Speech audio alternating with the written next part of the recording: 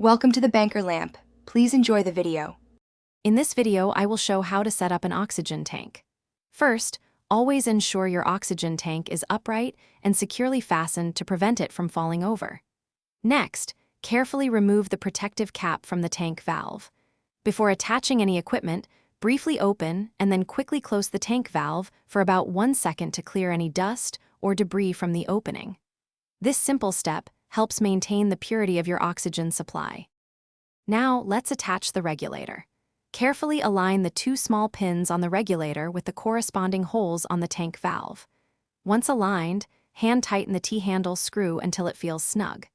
Then, using the provided wrench, give the screw an additional 1/2 to 3/4 of a turn. This ensures a secure and airtight connection between the regulator and the oxygen tank, preventing any leaks. With the regulator attached, it's time to check for leaks and set your flow rate. Slowly turn the tank valve completely counterclockwise until it stops, opening the oxygen supply. Observe the pressure gauge to confirm that oxygen is flowing from the tank.